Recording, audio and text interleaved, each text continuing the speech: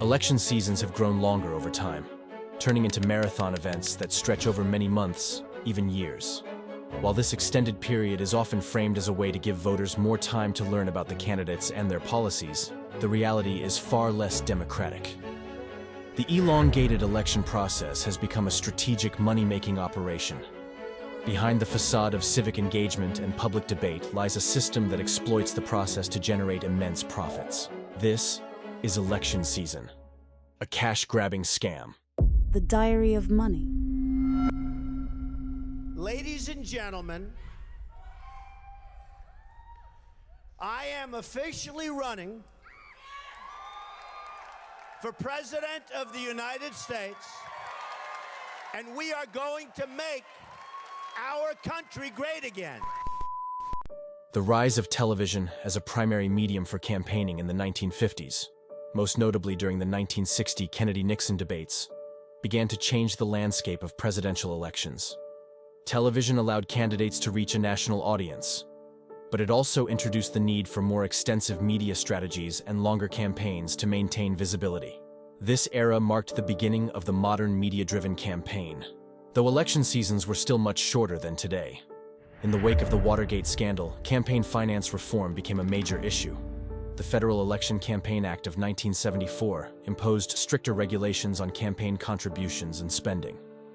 To adapt, candidates had to start raising money earlier and in larger amounts to stay competitive within these new restrictions. This set the stage for longer campaigns, as fundraising became an ongoing year-round effort. By the late 1980s, cable news networks like CNN had created the first 24-hour news cycle, which drastically altered the election process. Political campaigns, which had previously been limited to the length of time the press would devote to them, now had constant media coverage. This permanent attention on candidates and their every move required campaigns to begin earlier and remain engaged for longer periods of time. The 1992 election of Bill Clinton saw the rise of modern political consultants like James Carville, whose media-savvy strategies emphasized constant public exposure. Candidates could no longer rely on a few key moments to capture voters' attention. They had teams to keep them in the spotlight continuously. With the rise of the internet in the 2000s, campaigns had access to new tools for fundraising, voter outreach, and data analytics.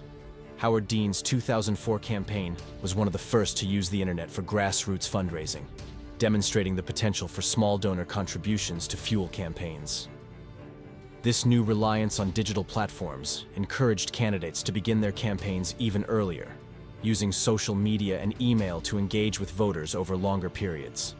The Citizens United versus FEC Supreme Court decision in 2010 allowed for the creation of super PACs, which could raise and spend unlimited amounts of money to support candidates.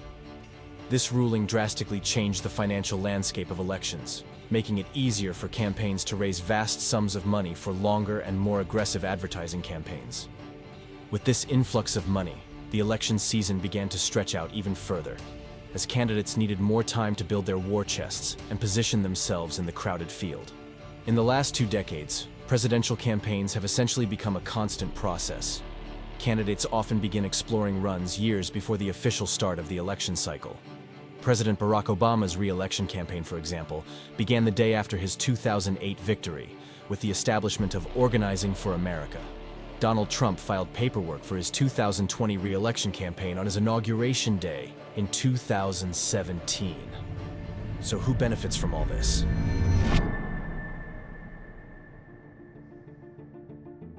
At the core of this scam is the media industry.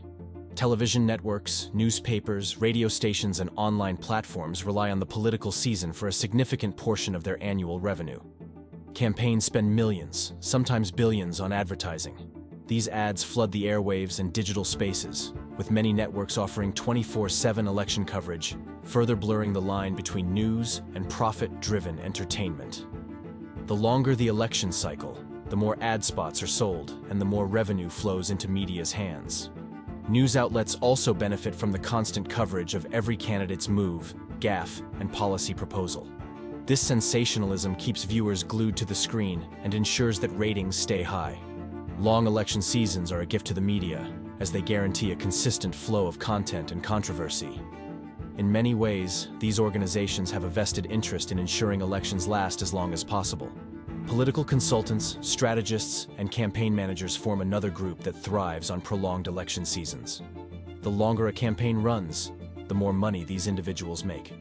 Campaign teams, from the grassroots level to national races, often rely on consultants for advice on strategy, messaging, voter outreach, and digital operations. When elections are drawn out over months or years, the demand for their services escalates. Political consultants exploit this need, charging exorbitant fees for their expertise, with no shortage of clients willing to pay for the slightest edge over their rivals. It's in the interest of these consultants to encourage starting campaigns early, as they can command higher salaries, engage in more in-depth polling, and push more extensive ad campaigns over a longer period. Their goal is to milk the system for as much financial gain as possible. Long campaigns require large sums of money to sustain operations, pay staff, and run ads. This results in a never-ending cycle of fundraising, where candidates are forced to constantly appeal to donors. The longer a campaign runs, the more opportunities there are to solicit donations, and the more these intermediaries profit. 2020, the most expensive in history. Spending projected to reach, get this, nearly $11 billion. That, according to the Center for Responsive Politics. It includes the presidential and congressional races. In 2016, that number roughly $7 billion. Special interest groups, lobbyists, and political action committees wield enormous influence during election cycles.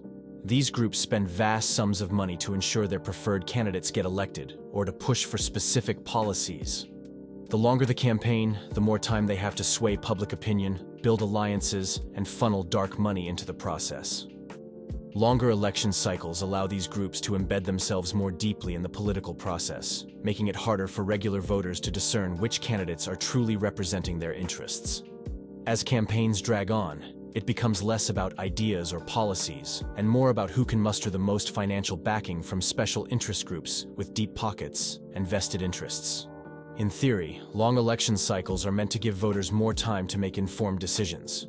In practice, however, they often serve to exhaust and overwhelm the electorate. Voters are bombarded with information, much of it misleading or outright false, over an extended period, making it difficult to separate fact from fiction. The sheer volume of ads, debates, and talking points leaves many voters fatigued, disengaged, and more susceptible to manipulation. As the election becomes a game of who can outspend their opponent, voters are increasingly left out of the equation. The real power lies with those who control the money. In this sense, democracy is weakened, as the emphasis shifts from policies and candidates' qualifications to who can stay afloat the longest in a money-driven contest. This permanent campaign phenomenon, fueled by the need for constant fundraising, media presence, and voter engagement, has turned election seasons into drawn-out affairs that can last nearly the entire presidential term. Social media platforms, 24/7 news coverage, and the vast sums of money from super PACs ensure that presidential campaigns now effectively never end.